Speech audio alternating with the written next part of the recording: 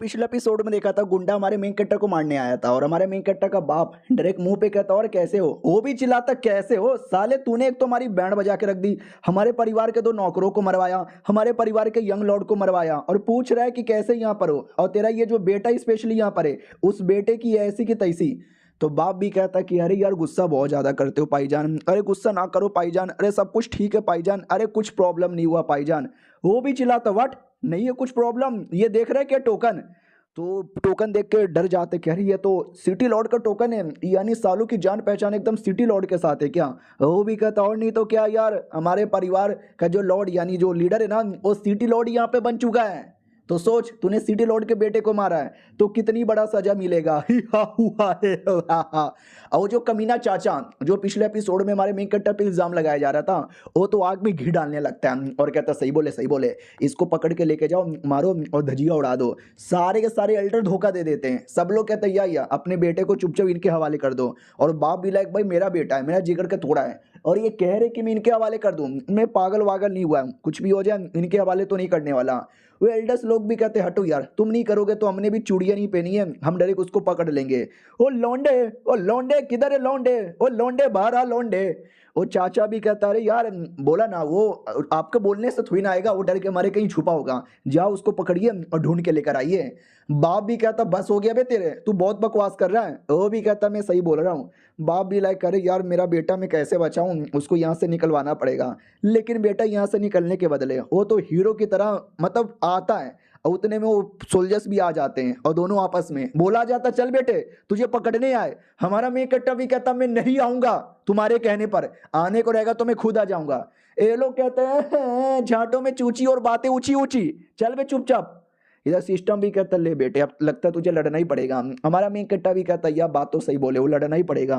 तो लिटरली हमारा मेन कट्टा पहले अपना कपड़ा पहनता है और कहता आ जाओ, एक एक करके जितने भी लोग थे ना सबको कूट कर हॉल के अंदर आ जाता जहां पे सब लोग वेट कर रहे थे। और बाप देखते ही पगला जाता कि अबे इधर वो लोग उसको पकड़ने आए और ये मेरा बेटा आ रहा है, भाग जा भाग जा। लेकिन हमारा मेन कट्टा हीरो की तरह आता है और कहता और पापा कैसे हो, मैं आ गया। और बाकी एल्डर्स लोग तुम लोग की तो माँ की, लेकिन तुम भी एल्डर्स हो तो मेरी ओर से रिस्पेक्ट ले लो। वो कमीना भी कहता साले रिस्पेक्ट ले लो, वो तूने मार डाला हमारे परिवार के लौंडे को और अब तू यहाँ पे नौटंकी किए जा रहा है। हमारा मेन कट्टा भी कहता यस मार डाला मैंने, क्या बिगाड़ेगा, साला अपमान कर रहा था मेरा, वो डिजर्व करता मरना, और न जाने कितने लोग को उसने अपमान किया होगा। वो चाचा भी चिल्लाता अपमान अपमान अपमान, क्या किए जा रहा है, मेरे बेटे को मारा तो मेरा बेटा तेरा चचेरा भाई था, मैं तेरा चाचा यहाँ पे लगता हूँ। हमारा मेन कट्टा भी कहता चाचा चाचा चाचा, बुर में गया तेरा चाचा साले, तू और तेरा बेटा दोनों कमीने थे, 5 सालों से मुझे परेशान किए जा रहे थे, जो मैं नल्ला बन गया था तेरे बेटे के चक्कर में नल्ला बना था, साले तुझे भी मार डालूंगा चाचा के बच्चे, तुम्हारी ऐसी की तैसी, सब मरेंगे जो मेरे बीच में आएगा, सबके सब मरेंगे। अपना बाप भी कहता राइट राइट राइट, मेरे बेटे ने मारा होगा लेकिन फालतू का किसी को नहीं मारा, कुछ रीजन था, मजबूरी थी, उसको मजबूर किया गया है, हमारे बिटवा की कोई गलती नहीं है। वो चाचा भी कहता लेकिन तेरे पास तो कोई सबूत भी नहीं है, और दूसरी बात तू पिछले 5 सालों से एकदम नुबड़ा था, नल्ला था, कल्टीवेशन नाम की कोई चीज ही नहीं थी, लेकिन अचानक से इतनी पावर कैसे आ गई जो एक के बाद तू सारे के सारे बंदे लोग को यहाँ पे मारे जा रहा है। इसका यह मतलब हुआ कि तू डेमन लोग के साथ मिल चुका है, डेमन लोगों से तूने डेमोनिक पावर ली है, तू एक डेमन बन चुका है, डेमन बन चुका है, डेमन बन चुका है।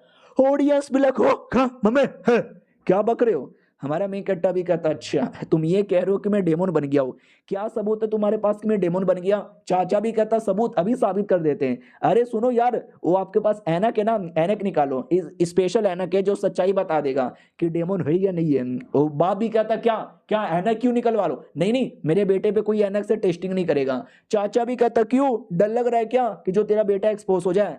हमारा मेन कट्टा भी कहता है ऐनक से एक्सपोज करोगे, कर लो यार, मैं तो डेमन हुई नहीं तो मुझे किस बात का टेंशन है, आ जाओ बेटे हो। अगर मैं डेमन नहीं निकला तो, वो भी कहता नहीं निकला तो नहीं निकला, अच्छी बात है, क्या तुझे छोड़ देंगे।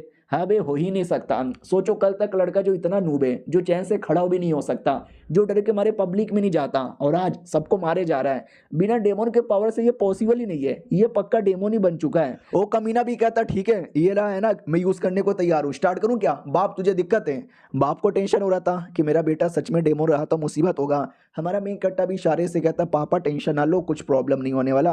बाप भी कहता ठीक है यार तुम ऐनक यहाँ पे यूज कर सकते हो। ऐनक यूज किया जाता है और कुछ ही देर में कंफर्म हो जाता है। गोल्डन लाइट लिखना यानी भाई नॉर्मल आदमी है, काला कलर का लाइट निकलता, यानी डेमोन है, यानी नॉर्मल है। तो किसी को विश्वास नहीं होता, बट नॉर्मल। ये भी कहता हुआ नॉर्मल नॉर्मल। देखा, मैंने तो पहले बोला था कि मेरा बेटा डेमोन हो ही नहीं सकता, मेरा बेटा नॉर्मल है। अब क्या बोलोगे सालो? वो लोग भी कहते नहीं, गलत हो रहा है, बहुत ज्यादा गलत हो रहा है। ये कोई टेक्निक होगा जिससे इसने अपना डेमोनिक पावर यहाँ पे छुपा लिया होगा। हाँ, हमारा मेन कट्टा भी कहता तो लड़ ले, तो लड़का भी कहता ठीक है मैं लड़ लूंगा, वो अटैक करने आता है। लेकिन हमारा मेन कट्टा दूसरा अटैक करता है, और दूसरा बस एक ही अटैक करता है। और ये एक अटैक में इतना दम तक कि लड़का पीछे जाके दूर गिरता है। चाचा और बाकी लोग पूरा डाउट में, हाँ अभी ये लड़का तो वाकई में इतना पावरफुल बन गया, और बिना डेमन पावर से इतना पावरफुल कोई कैसे बन सकता है। बाप को भी ये हैरानी हो जाती है कि भाई क्या हो रही है, मेरा बेटा वाकई में बिना किसी डेमन की पावर से इतना स्ट्रॉन्ग यहाँ पे बन गया। वो लड़का जिसको अभी अभी मारा था उसके पास आता है, फिर ये ले थप्पड़, ये ले थप्पड़, ये भी ले थप्पड़, ये ले लात, ये ले घुसा, ये ले मुंह में, बहुत मारता है। तो जो मेन एल्डर आया था वो भी कहता बस कर यार, एक तो पहले हमारे फैमिली के एक लड़के को मारा, दूसरे को भी मारे जा रहा है। तो अब बाप भी बीच में आता है और कहता बस बहुत हो गया, मेरे घर में आके मेरे बेटे पे इल्जाम लगा रहे हो, अब मेरे बेटे पे अटैक करोगे, ये मैं रहने नहीं दूंगा बिल्कुल भी, ये देखो मेरी पावर।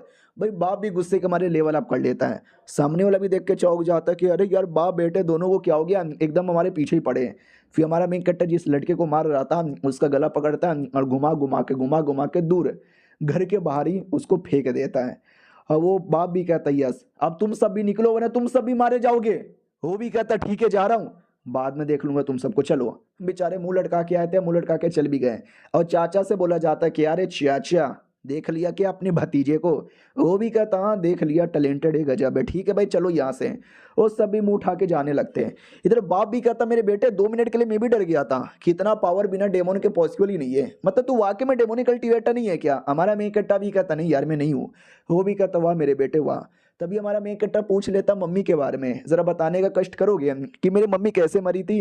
वो भी कहता सारी गलती मेरी है, सारी की सारी गलती मेरी है। डेमोन लैंड में गए थे और डेमोन लैंड में मर गई, अगर मैं थोड़ा समय पहले आ जाता ना तो मैं उसको मरने से शायद बचा सकता था। हमारा मेन कट्टा भी कहता नहीं, वो जो बेटा जिसको मैंने मारा था क्या लगता है मजाक उड़ाने के बदले मारा था? नहीं, उसने मुझे मालूम है क्या बोला कि उसके वांग फैमिली के किसी आदमी ने मम्मी को मारा है। बाप भी कहते व्हाट, यानी तुम्हारी माँ के मौत के पीछे उन लोगों का हाथ है? ये गलत किया उन लोगों ने, बहुत ज्यादा गलत किया मेरे बेटे।